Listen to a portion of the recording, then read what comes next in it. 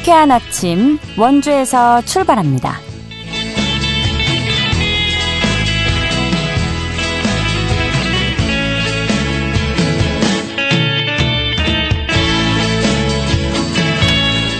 여러분 안녕하십니까? 8월 4일 월요일 KBS 원주방송국에서 보내드리는 상쾌한 아침 원주에서 출발합니다. 저는 진행의 이은주입니다.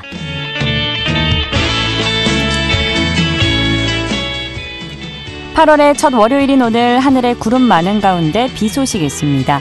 강원 내륙과 산지에 10에서 50mm, 강원 동해안에는 5에서 30mm의 비가 예보됐는데요.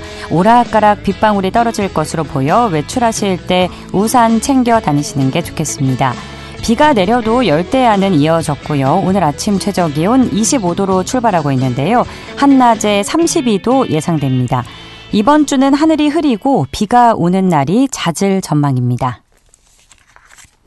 오늘 준비한 소식입니다. 최근 통계청 조사 결과 전국적으로 출생아 수가 소폭 증가한 가운데 유일하게 강원도만 감소세를 보이는 것으로 나타났습니다. 관련 내용 들어보고요. 음악을 사랑하는 어르신들이 모여서 시민합창단을 결성했습니다. 리포터 코너에서 전해드립니다. 각 지역과 연결해 영서남북권의 생생한 소식 전해드리는 통신원 코너 끝으로 준비되어 있는데요. 오늘은 영월군 통신원 연결해서 이야기 나눠보도록 하죠. 8월 4일 월요일 상쾌한 아침 원주에서 출발합니다.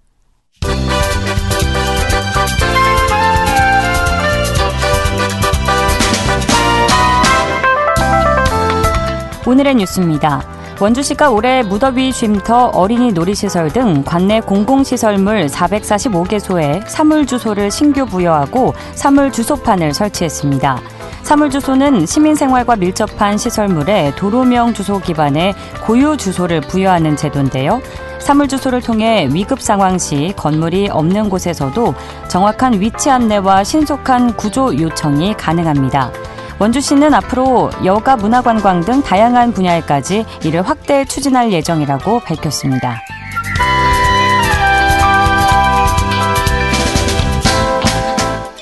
횡성군이 관내 6개 지구의 지적 재조사를 완료했습니다. 해당 사업지구는 청일면 유동 2지구와 갑천면 매일 1지구 등 2,400여 제곱미터 규모입니다. 이 사업은 오래된 지적도와 현재 이용 현황 사이에 불일치를 해소하고 디지털 지적도를 구축하기 위해 진행됐습니다. 횡성군은 면적이 증감된 토지에 대해 감정평가를 하고 조정금을 부과할 계획입니다.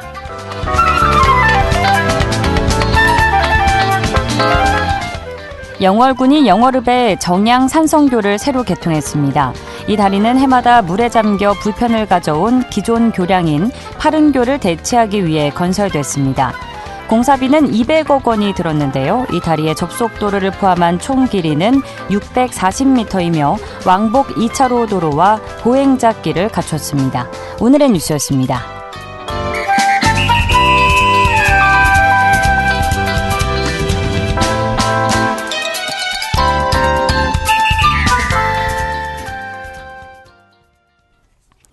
상쾌한 아침 원주에서 출발합니다. 함께하고 계십니다. 저출생과 고령화, 우리 사회가 직면한 가장 시급한 과제 가운데 하나죠. 최근 통계에 따르면 특히 강원도의 출생아 수가 꾸준한 감소세를 이어가면서 다른 지자체와 비교해서 더욱 심각한 수준을 보이고 있는데요. 관련해서 강정호 강원도 의원과 이야기 나눠보겠습니다. 의원님 안녕하십니까? 네, 속초 출신의 강정호 의원입니다. 안녕하세요. 예, 반갑습니다. 자, 최근에 통계청이 발표한 인구 동향조사 결과가 많은 이들에게 충격을 줬습니다. 전국적으로 출생아 수가 소폭 증가한 가운데 유일하게 강원도만 감소세를 보였다고 하는데 먼저 전국과 강원도의 출생아 수 현황부터 짚어주실까요? 너무 진짜 심각한 상황이고요. 반드시 극복해야 될 문제인데 저희들이 이제 인구 부분은 이제 통계청의 인구 동향조사 자료를 근거로 합니다. 예. 근데 이제 올해 1월부터 5월까지 우리나라 전체 출생아 수가 이제 10만 6천 명 정도 되거든요. 예.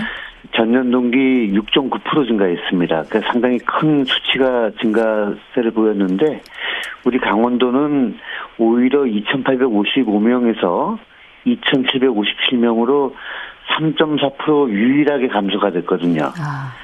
그러니까 우리 강원도를 제외한 나머지 광역자치단체 모두에서 출생아 수가 증가하고 있었는데 유독 우리 도만 감소한 것은 정말 심각한 상황이라 할 수 있습니다. 그리고 더 중요한 건 뭐냐면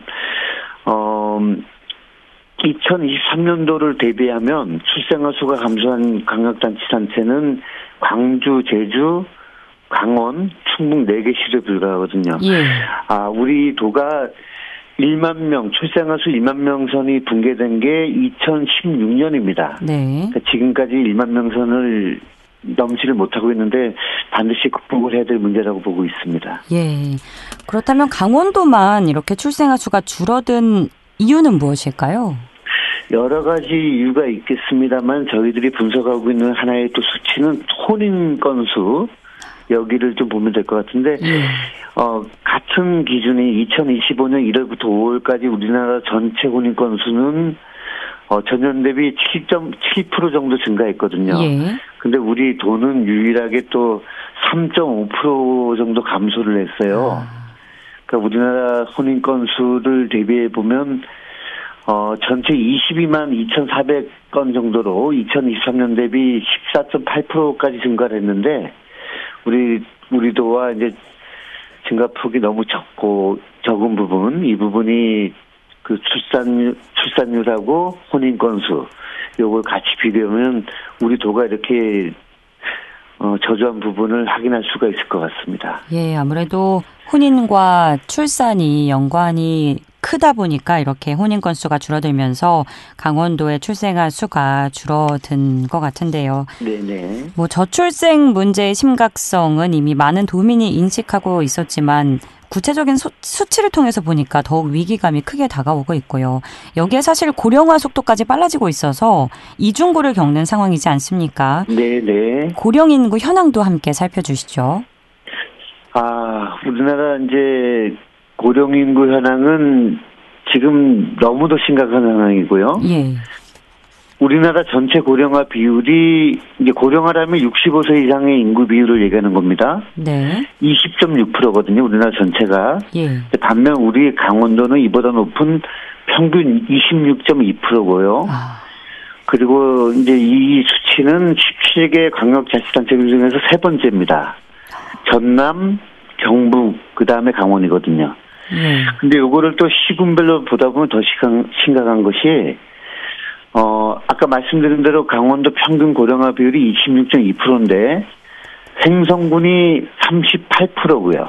예. 영월이 37.1%, 평창이 36.4%, 양양이 36.3%, 그러니까 너무나 심각하죠. 이 수치만 보더라도. 예, 이게 이제 절반 9개 시군이 벌써 30%가 넘고 20%가 넘지 않는 시군은 유일하게 원주시뿐입니다. 저희 청취 권역 대부분이 원주시를 제외하고는 고령화 문제가 30%를 웃도는 굉장히 심각한 수준인 것 같은데요. 요약하자면 우리나라의 저출생 고령화 문제는 점점 더 심각해지고 있고요. 특히 우리 강원도는 그 중심에 놓여 있다고 볼 수 있을 것 같습니다. 예, 정부와 각 지자체가 다양한 대응책을 마련하고 있다고 들었는데 강원도에서는 어떤 정책들이 추진되고 있는지 소개해 주시죠. 제가 이제 도의회 의원이면서 이제 집행부를 잘 보고 있지만은 열심히는 하고 있는 것 같아요. 근데 우리가 이제 조금 더 보완해야 될 부분이 우리 이제 강원도가 육아 기본 수당을 전국 유일하게 먼저 시행을 했거든요. 예. 그래서 그 지원 금액을 원령에 따라서 차등 지급하고 있는데 그것도 보면 이제 연 한 1억 정도 가까이 지급을 하고 있습니다. 근데 그거에 대한 홍보도 조금 부족한 부분을 제가 이제 지적을 하고 싶은데 그 부분 이제 많은 보완을 하려고 이제 하고 있고요.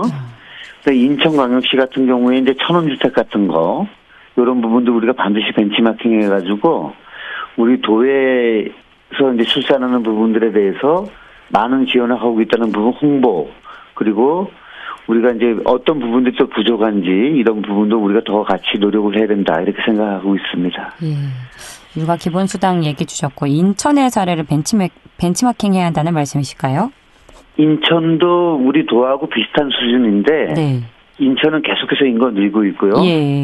근데 우리 도하고 비슷한 수준인데 천원주택 같은 경우는 우리가 반드시 벤치마킹 해가지고 주거 문제를 같이 해결해야 된다고 생각합니다. 예, 아무래도 상황이 비슷하니까 더 참고할 만한 사례가 될 것 같고요.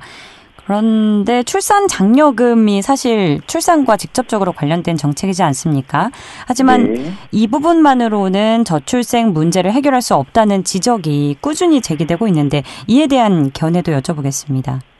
네, 맞습니다. 출산 장려금 확대가 지역 소멸을 막고 인구 감소를 해결하는 유일한 대책이 될 수는 없겠지만은 출산율 증가에 기여한다는 것은 연구 결과로 증명이 되고 있습니다. 실제로 한국조세재정연구원의 결과에 따르면은 출산 장려금을 100만 원씩 늘 때마다 학계 출산율도 의미 있게 늘어나는 것을 분석이 되었거든요. 예.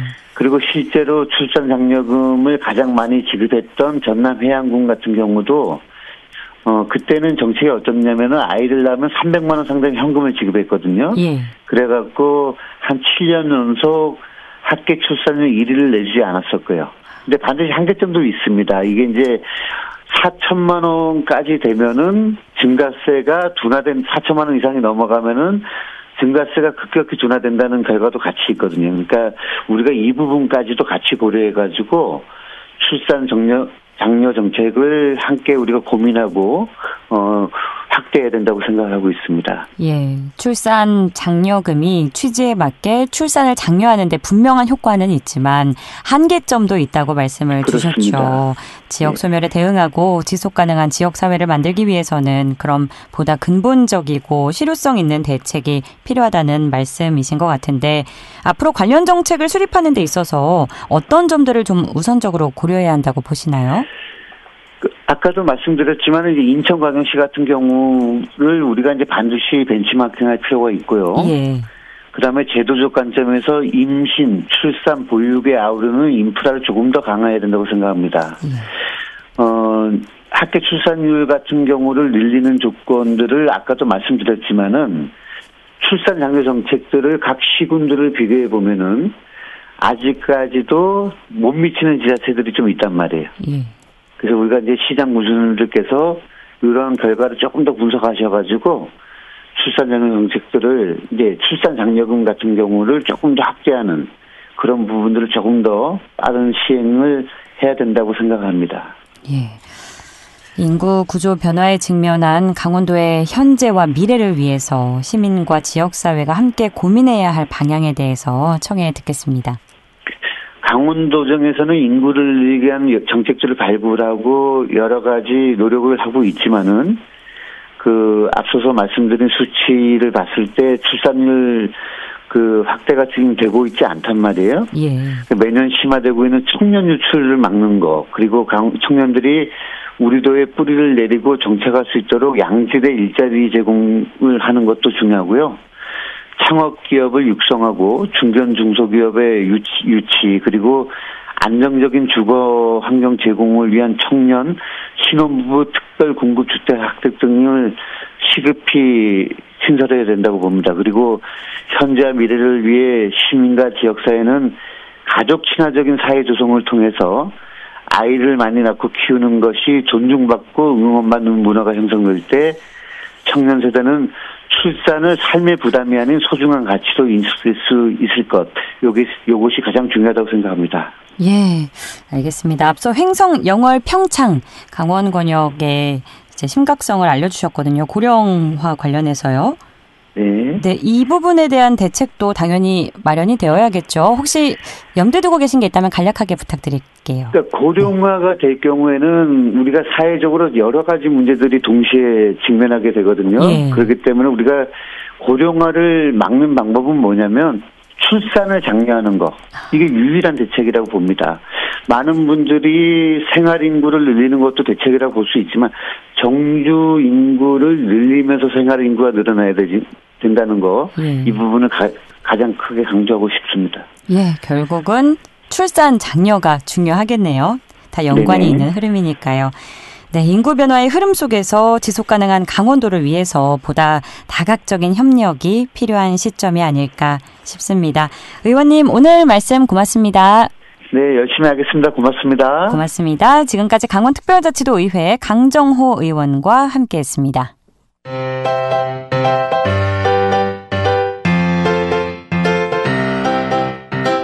KBS 원주방송국이 유튜브 다시 듣기 서비스를 실시합니다.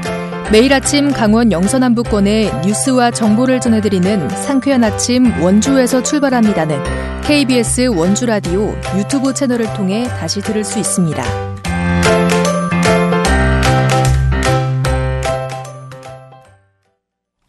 상쾌한 아침 원주에서 출발합니다. 함께하고 계시고요. 지금 시각 8시 46분 지나고 있습니다. 어르신들의 감성을 되살리는 노래를 통해서 어르신들의 일상에 활력을 불어넣는 단체가 있습니다. 어르신 합창단, 바로 라떼 컬렉션인데요. 리포터 현장에서 자세히 알아보겠습니다. 추인혜 리포터 함께합니다. 어서 오세요. 네, 안녕하세요. 고령화 시대에 접어들면서 어르신들을 위한 일상 취미생활도 각광받고 있는데 원주에서 어르신들의 합창단 활동이 진행되고 있다고요? 네, 과거 원주의 도심인 어르신들의 많은 추억과 애정이 담긴 곳 일산동에서 어르신 합창단 프로그램이 진행되고 있습니다. 추억의 노래를 통해서 어르신들의 감정과 일상을 나누고 또 어르신들이 취미생활을 즐기면서 일상의 활력을 느낄 수 있도록 기획된 활동인데요. 네. 지역에서 성악이나 음악 활동을 하는 백운앙상블 단원들이 강사로 직접 나서서 어르신들의 연습과 모임을 지도하고 어르신들이 유대감을 형성하고 또 음악의 아름다움을 느낄 수 있도록 돕고 있습니다. 이 활동은 강원문화재단과 또 강원문화예술교육지원센터의 후원으로 진행되고 있는데요. 생애 주기별 문화예술 교육 프로그램의 일환으로 어르신들이 합창교육을 통해서 음악을 통해서 아름다움을 경험하고 또 삶의 질을 향상시킬 수 있도록 프로그램이 운영되고 있습니다. 실제로 많은 어르신들이 굉장히 열정을 갖고 활동에 참여하고 있는데요. 연습실에서 활동을 이끌고 있는 백운앙상블 김태영 대표 이야기 들어보시죠.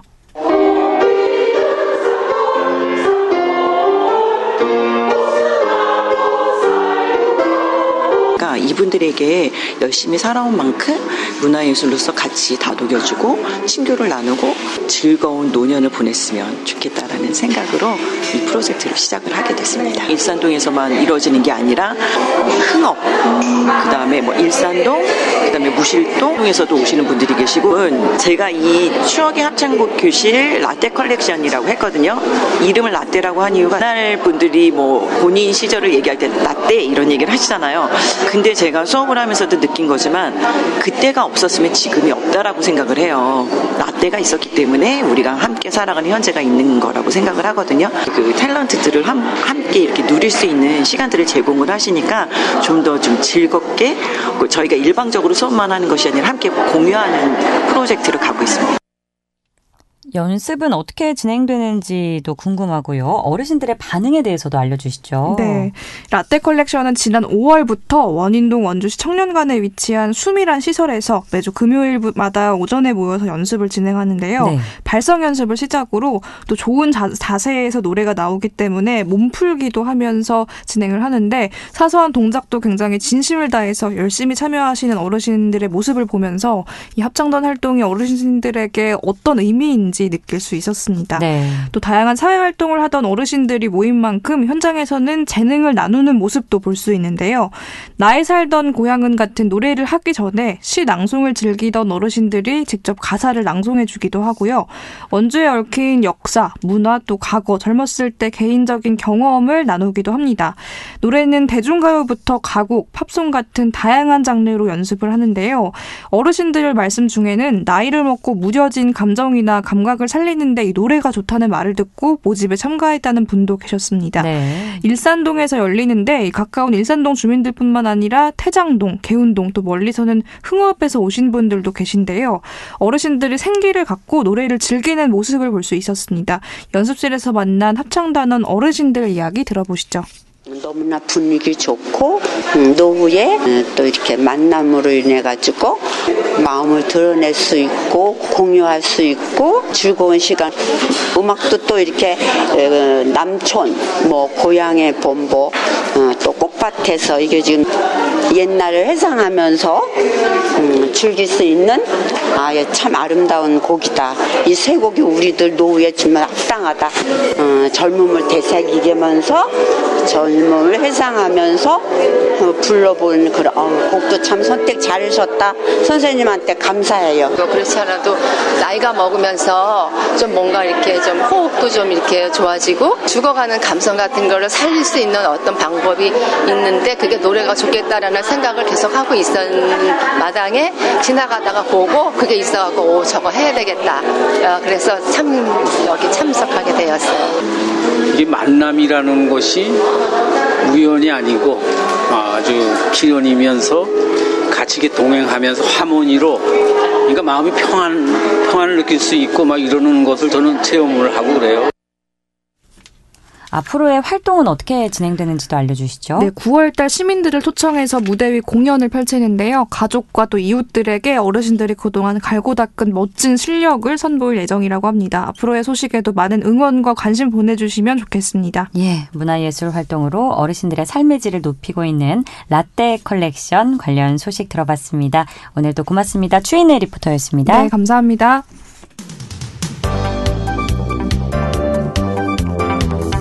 생생한 현장, 유익한 생활 정보를 전해드리겠습니다. KBS 원주라디오 상쾌한 아침 원주에서 출발합니다를 함께하고 있습니다. 8시 52분입니다. 각 지역 통신원과 함께 영서 남부권의 생생한 소식 전해드리는 통신원 코너입니다. 영월군 통신원인 세경대학교 병원의료정보과 윤병화 교수 전화 연결돼 있는데요. 윤병화 통신원 안녕하십니까? 예, 반갑습니다. 네, 반갑습니다. 자, 오늘 첫 소식 살펴보죠. 시원한 여름밤, 낭만적인 음악과 함께하는 캠핑이 영월에서 열리고 있다고요? 예, 맞습니다. 여름밤 감성을 촉촉하게 적셔줄 특별한 캠핑 축제인 제2회 영월 캠핑 페스티벌이 진행되고 있습니다. 지난 7월 26일부터 시작된 이번 축제는 9월 13일까지 약 한 달 반 정도 영월군 관내 15개 캠핑장에서 매주 토요일 날 7시부터 약 1시간가량 진행됩니다. 네. 무릉도원면을 시작해서 김삿갓면과 산솔면 등 영월 전역의 주요 캠핑장을 순회하면서 진행이 되는데요. 지난해 뜨거운 호응을 얻었기 때문에 올해도 해비치나 박지영 밴드, 반지꼬리, 치악산 호랭이 등 도내의 실력파 뮤지션들이 참여해서 버스킹 공연으로 낭만을 더할 예정입니다. 축제 기간 동안에는 영월에서 사용한 영수증도 이제 참여 가능한 경품 이벤트가 함께 진행이 돼서 즐거움과 지역 경제 활성화도 모두 다 기대가 되는데요. 강원도에서 가장 많은 캠핑장이 등록된 청정 힐링 지역인 영월에서 음악과 캠핑 그리고 문화를 함께 즐기고 싶은 분들께 추천드리겠습니다. 예, 낭만과 여유가 있는 캠핑 페스티벌 소식 전해주셨고요. 자, 이어서 다음 소식 들어보죠. 영월군이 강변의 자연을 즐길 수 있는 산책길을 조성 중이라고요? 예, 맞습니다. 영월이 지역 맞춤형 통합하천 사업인 동서강 수월래 프로젝트를 추진하고 있습니다. 네. 이 사업은 안전한 하천 환경을 물론이고 아름다운 수변 생태, 그다음에 친수 공간 조성 사업으로 영월읍 영흥리 구간, 하송리 구간을 중심으로 2021년부터 동서강 수월래 프로젝트를 추진하고 있습니다. 2022년에는 덕포 구간 저수환호 정비, 동강대교 인근의 다목적 체육공원, 잔디광장 조성을 완료를 했고 현재는 4월부터 청령포 역의 주변 400m 구간을 평창강 하송지구 호안정비 공사가 한창 진행 중인데요. 네. 내년에는 청령포 데크로드 설치하고 철길 테마가든을 착공할 예정이라서 산책하면서 강변의 자연을 즐기고 테마 정원도 만날 수 있는 특별한 공간이 될 것으로 예상하고 있습니다. 네, 영월군을 대표하는 새로운 명소가 생기는 기대되는 소식이었고요. 자, 다음 소식 살펴보죠. 교통 소외 지역 주민들을 위한 새로운 버스 제도가 시행된다는데 어떤 내용인가요? 예, 이제 수요 응답형 버스라고 해서 영월군과 영월군 시설관리공단이 교통 소외 지역 주민들의 이동 편의성을 높이기 위해서 지난주 금요일 8월 1일부터 정식 운영에 들어갔습니다. 이 버스는 기존의 고정형 노선과 시간표에 따라서 운영되는 방식에서 벗어나서 콜센터를 통해서 이용자가 직접 차량을 호출하면 실시간으로 경로를 설정해서 운영하는 방식인데 이제 녹전이나 직동, 녹전에서 상동, 상동에서 영월 구간은 출퇴근 이용객들이 있어서 하루에 이제 첫 번째, 두 번째, 마지막 시간대는 기존처럼 고정 노선으로 운영을 하되 그 시간에는 예약형으로 유연하게 운영이 됩니다. 이번 버스의 도입은 공차 운행을 좀 줄이고 버스 대기 시간을 단축해서 교통이 불편한 동부권 주민들의 생활 편의에 크게 향상될 것으로 예측하고 있습니다. 네, 특히 고령층을 위한 전화와 호출벨 예약 시스템도 마련돼서 이용 편의성이 높아졌다고 들었는데요. 교통이 불편한 지역에 사시는 분들에게 희소식일 것 같습니다. 앞으로 소외 지역 주민들의 이동 편의 개선에 큰 도움이 되길 바라고요. 다음 소식입니다. 영월에서 드론을 이용해서 새로운 공간 시스템을 구축한다고요? 예, 맞습니다. 영월군이 공간정보 시스템 내에서 정확한 지적 경계 표시가 될 초정밀 드론 사진 데이터베이스를 좀 구축을 해서 공유 재산 관리에 적극적으로 나선다고 합니다. 이번에 구축된 초정밀 드론 사진 데이터베이스는 고해상도 항공 촬영을 통해서 재산의 위치를 정밀하게 파악하고 이를 공간정보 시스템과 연계해서 실태 조사의 정확성, 효율성을 동시에 향상시킬 계획인데 우선 남면을 중심으로 시작해서 전 음면으로 확대할 예정이라서 이번에 사업을 통해서 현장의 수작업 방식에서 벗어나서 시간과 인력을 절약해서 자산관리의 효율성, 행정의 투명성이 한층 강화될 것으로 예상되고 있습니다. 예. 끝으로 영월 장학회가 복학 장학생을 선발한다는 소식 전해주시죠. 예, 이제 2학기에 복학자를 대상으로 장학생 선발을 8월 4일 오늘부터 열흘간 14일까지 신청자를 받습니다. 지원 자격은 공고일 기준으로 해서 학생 본인과 부모가 영월에서 3년 이상 거주하고 있어야 되고 영월 지역 내에 중학교, 고등학교를 졸업한 2학기 복학 대상자를 대상으로 합니다. 영월 장학회는 성적 기준도 충족을 해야 되고요. 89년부터 시작된 장학회가 해마다 많은 학생들에게 장학금 지급하고 있는데 올해 상반기에도 무려 663명의 장학생을 선발했습니다. 자세한 사항은 여러분들 군청의 홈페이지 고시공고란을 확인하시면 되겠습니다. 네, 오늘도 알찬 소식 고맙습니다. 네, 고맙습니다. 지금까지 세경대학교 윤병화 교수와 함께 영월 지역 소식 들어봤고요. 8월 4일 월요일 순서 마칩니다. 지금까지 기술조원제 구성 황진영, 진행의 이은주였습니다. 좋은 하루 보내세요.